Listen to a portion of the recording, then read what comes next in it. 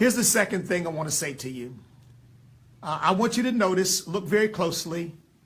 I am black. I am an American of African descent. My great-grandparents were slaves and then sharecroppers in Orange County, Virginia.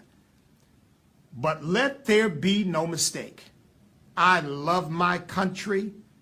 I donned a Marine Corps uniform for my country in 1970. I raised my hand and took an oath to the Constitution of the United States that I would preserve, protect, and defend it against all enemies, foreign and domestic.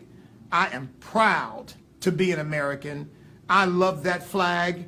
I love our national anthem, and I'm black. So this is not a black thing. This is a leftist thing. This is a racial obsession thing. And trying to make this into a black-white thing, it's not. I can tell you there are plenty of black people across this country who love our country, love our flag, and are disgusted by this display of anti-Americanism, of hatred for our country, and simply don't support it, not one bit. So let me say to Colin Kaepernick and to all you sports players out there, particularly you celebrities, you stars, the Steph Currys of the world, the LeBron James of the world, those of you who are making big money playing sports, playing a game, let's just make something clear. You would not be where you are were it not for the wonderful free market system of the United States of America. You would not have millions of dollars. You would not live in a mansion. You would not drive Rolls Royces and Lamborghinis. You would not be partying at these expensive nightclubs and doing whatever else it is you do. You can only do that because of the wondrous nation we have that has given more opportunity, more hope, more prosperity to more people than any nation that has ever existed in the history of mankind. Now let's just get that straight. So let's put a footnote to that point.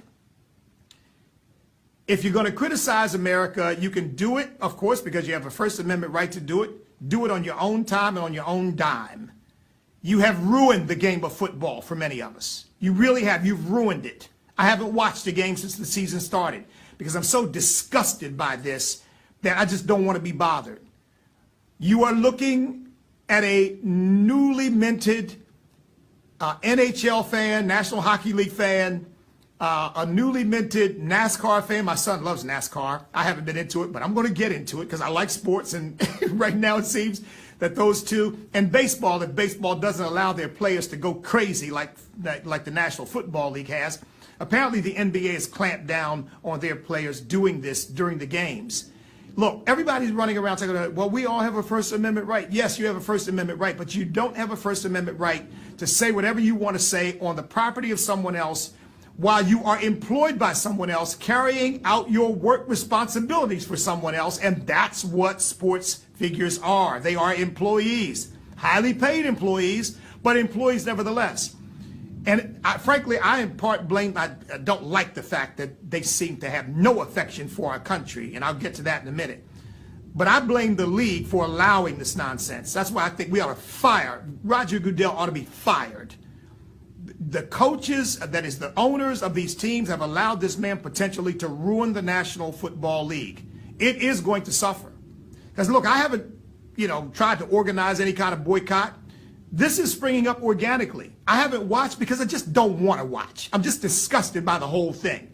I mean, that's how much antipathy it has given me for what they're doing in the National Football League. And I've loved football. I've enjoyed watching it for years. I mean, I don't have the time to follow it as closely as some do, but I do enjoy the game. Not anymore. They've messed it up. And I think millions of Americans feel the same way. So to add this footnote to this whole issue of respecting and honoring your country, if you must express yourself in an appropriate venue, what you never do, no American should ever do, is go to a foreign country and use the platform that you have in a foreign country to criticize your own home. What's wrong with you? I mean, I guarantee you these players were raised better than that. They know better than that, but they've got caught up in this leftist politics nonsense, and they don't understand it. To me, it's traitorous. I know treason is a legal term, but it's treasonous in its import to go to another country and use the platform of another country to criticize your own. And that's what I think the Ravens and the Falcons did in Great Britain. They went to Great Britain, would not stand for our national anthem, but stood for Great Britain's national anthem. Now, Great Britain is an ally, and look, I respect them. I want that alliance to continue. But for our citizens to go to Great Britain and refuse to stand for our national anthem, a country built on the premise that we don't have kings, and to stand for a country that's built on the premise that you do. You know, people in Great Britain aren't citizens, they're subjects. Here you're a citizen of the United States of America with equal protection under the law. The history of Great Britain is it's a monarchy where all power ultimately inures to the monarch. And you stand for that? And you won't stand for the United States of America? I mean, didn't your mother or father teach you better than that? Would you go to your neighbor's house and spend your time at your neighbor's house telling everybody how bad your family is and how messed up it is and the mistakes they've made and the things they've done and how you don't respect your mother or don't respect your father? It's the same principle. It's the same thing. No matter what criticism you have, you wouldn't go somewhere else to a neighbor's house and use that time to denigrate your own family. We are a family in the United States of America. And you don't go to a foreign country and use that as an opportunity to denigrate your own country. But if you're going to do it, have the courage of your convictions and don't come back. Stay there if you think that's so great. Stay there if you think America's so bad. Stay there if you think you're willing to stand up for their anthem but not stand up for ours. Just stay. Don't come back to this terrible country that you claim is so unjust. Stay where you think it's just. I would just want to remind you that there was slavery in Great Britain before there was slavery in America. I just want to remind you that Great Britain has its share of racial problems to this day. I just want to remind you that black people in Great Britain have a problem there. So once again, this idea that somehow the whole world is a utopia and it's just terrible America. Now, I've said this jokingly, I've said this tongue-in-cheek, but I'm saying it now seriously. Those of you who won't stand for our flag, who won't stand for our national anthem, who hate our country so much, just leave. I mean, you sports figures have enough money. You could just leave. Renounce your American citizenship and go somewhere else. I mean, just live somewhere. Go find the country that you think is so just and live there and leave us alone. Those of us who love our country, we know we're not a perfect country, but we love our country. We want to work together to solve our problems. And we know we can't solve our problems by denigrating the very symbols that unite us. Look, I don't agree with abortion, but I'm not going to not stand up for my national anthem and my flag because the Supreme Court made a stupid decision and because a bunch of politicians have it right and a bunch of leftists and feminists have it, that is, a bunch of politicians have it wrong and a bunch of leftists and feminists have it wrong. I'm not going to denigrate and disrespect my own country. I'm going to keep trying to bring together consensus around the things I believe in. So, now, to what I believe in. Now, folks, let's just tell it like it tis, shall we? All of this started with Colin Kaepernick making the declaration. He's not going to stand up for a country that discriminates against black people and oppresses black people and where police kill black men and they don't go to jail for it and blah, blah, blah, blah, blah. First of all, there is no epidemic of police brutality against black people. Now, I know that contradicts all of the orthodoxy and the narrative, but it's just the truth. And all you've got to do is look at the data. Now, if you want to look at a liberal media that will take every incident and blow it up as if this is happening every second, well, you can think that way. But if you actually want to take a cold, hard look at the data, the actual facts, there's no such thing. It might have been in the 1950s. It might have been in the 1960s.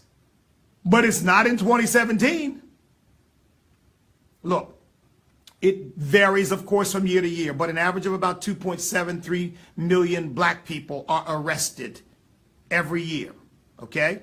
About twice as many white people. So 6.77 million white people arrested every year. Out of that, about 400 of the suspects who are confronted by police and end up in confrontations with police. Now, this is the number of the anti-police crowd. They say about 400. That's the big number that they've come to. Now, some say it's less than that, and some argue that it's really closer to about 285. Take the big number. Happy to do that. Folks, that's still only thousands of a percent. Thousands of a percent of those who are actually arrested and taken into custody. That's not an epidemic. Twice as many white people are killed in confrontations with police, but you won't hear about that from the mainstream media because they're interested in pursuing this narrative of racial division. You say, well, there's still an overrepresentation of black people are being killed. Yeah, but there's an overrepresentation of black people committing violent crimes too. Just look at the Bureau of Justice statistics. That's the fact. Black men commit a disproportionate number of violent crimes. You may not like to hear that, but it's the truth. And if you want to deal with it, what we've got to do is get men to take responsibility for their children and get back in the home and start teaching their children right from wrong and start telling their children to stay out of the clutches of the police. Don't go deal drugs. Don't go rob people. Don't go commit crimes. This is what my father told me. And I've not had a problem. And I'm what we now call a senior citizen, I'm told. And I've never had a problem. And I just look just as black as any other black person. See, there are people who don't want to take responsibility for their lives or anything else, and it's got to be somebody else's fault. So if there is a police problem, and I'm not saying that no police officer's ever done anything wrong, no police officers ever behaved racially, I'm not saying that. I know better than that. What I'm saying is statistically, there is no epidemic of police brutality.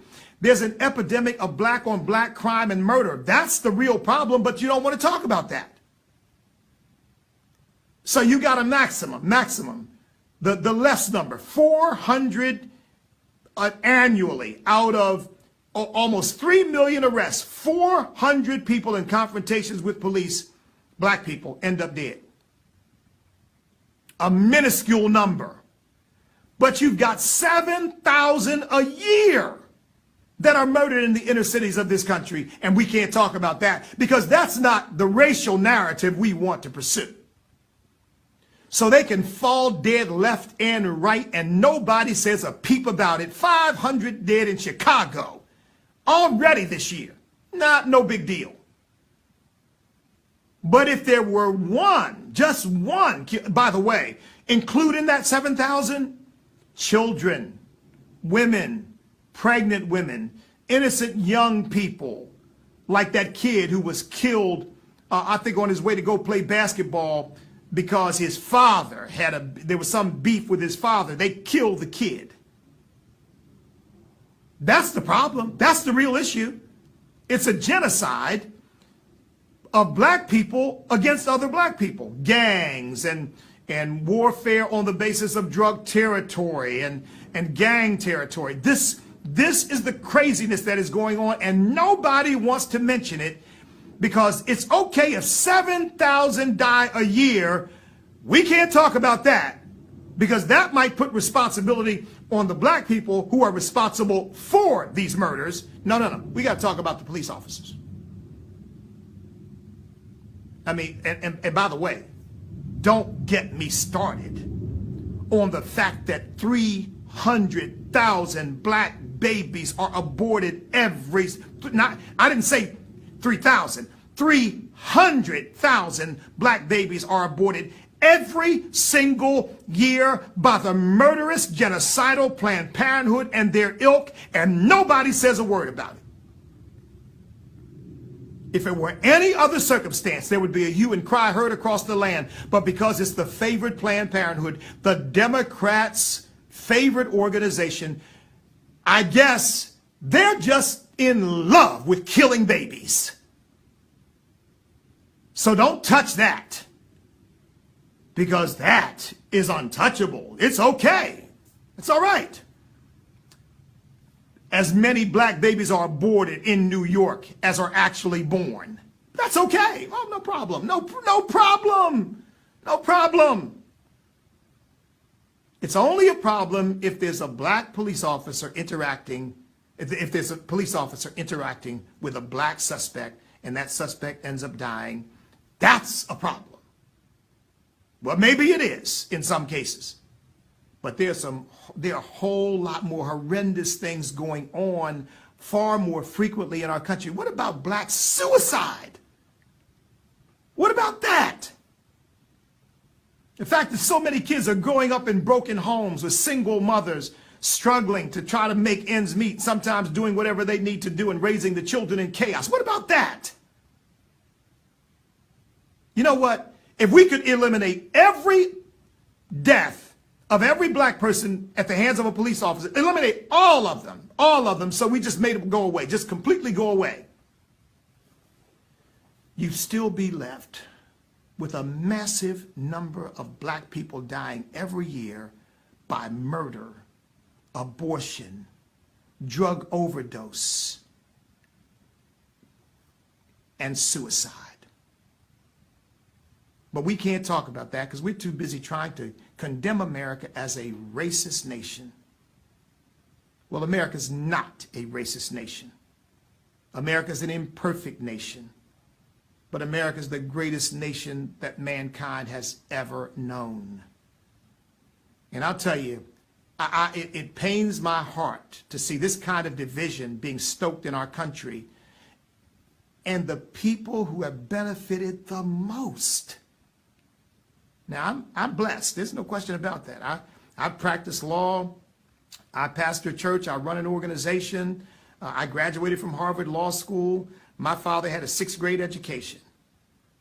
But unlike these airheads, I'm grateful for the opportunities I've been given in the United States of America, because I know they wouldn't likely have been available anywhere else on the face of the earth. And I'll tell you what, these millionaires living in their mansions, they wouldn't be doing that anywhere else on the face of the earth either, would they? They can't do anything else for the most part. They're not rocket scientists. They're not curing cancer. They're putting a little round leather ball in a metal rim with some rope on the bottom of it. And they're taking a little leather ball and running up and down a green, grassy field with it. And you know, you're not going to get the Nobel Peace Prize, which is worthless today anyway, because it's nothing but a leftist joke. You're not going to get the Nobel Prize for anything. So some people may try to give it to Colin Kaepernick, which would be just prove my point that how worthless the whole award has become. So folks, look, I'm not watching it. I'm just not going to watch it. And I hope millions of Americans show the NFL we love our country more than we love football. And if you're going to treat our country this way, you are not going to get our dollars in your stadiums. And you can figure out how you then make the money you've been making off of us by spitting in our faces. Because that's exactly what, every time I see it, to me, it's like spitting in my face as an American. And you know what? I don't tune in to have somebody spit in my face. So folks, I would say this: vote with your dollars, vote with your eyeballs. You know, my organization is now contemplating putting out something that will express our willingness to stand. The name of our organization is STAND, right? Our willingness to stand for our country and stand for our flag. but I'm going to buy one of Alejandro Villanueva's. I'm not, like I said, I'm not even a Pittsburgh Steelers fan. I'm going to buy one of his jerseys. I'm going to vote with my dollars and vote with my eyeballs. And look, and here's the last thing I'll say to you. Instead of taking a knee against your country and against your flag, when so many have bled and died for the freedom that allows you to do that, but instead of doing that, why don't you take a knee before God in behalf of our country and ask God to have mercy on our nation and to bless our nation and to bring our nation together, because this mess is tearing it apart. And by the way, it is not President Trump. How hypocritical can you be? For Goodell, somebody, the divisive rhetoric of the president. Colin Kaepernick and the idiots who followed him have divided us, not the president. Like I said, I might not have expressed it quite that way, but I'm glad somebody, and I'm glad it was the president of the United States, who stood up for what I'm feeling.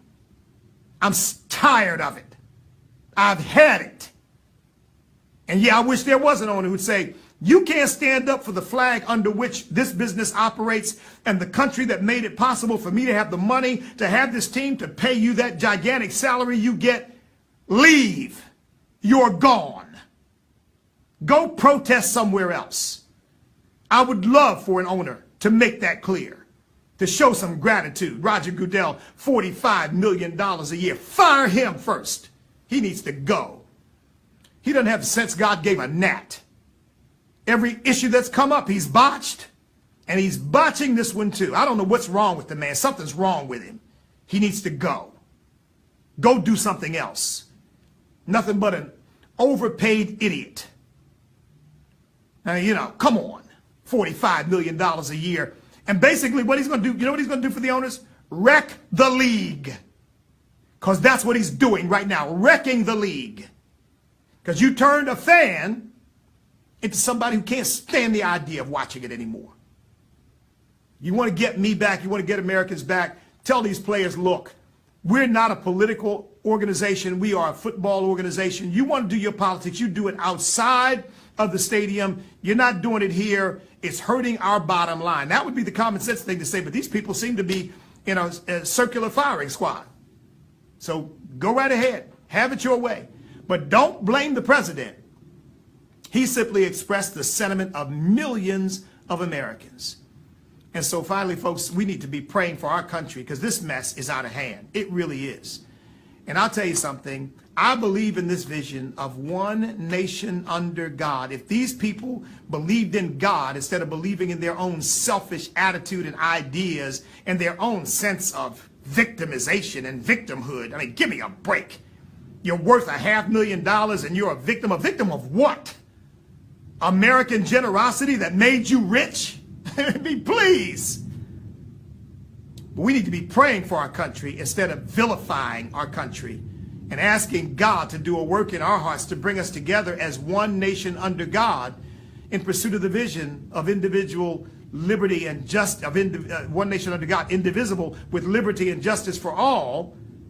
Because without God, there's not going to be any indivisibility or unity, and there's not going to be any liberty and justice for all. There's going to be a lot of division and a lot of chaos because we choose to put leftist ideology and hatred of America in the forefront as opposed to putting love of country and care for our citizens and respect for one another in the forefront.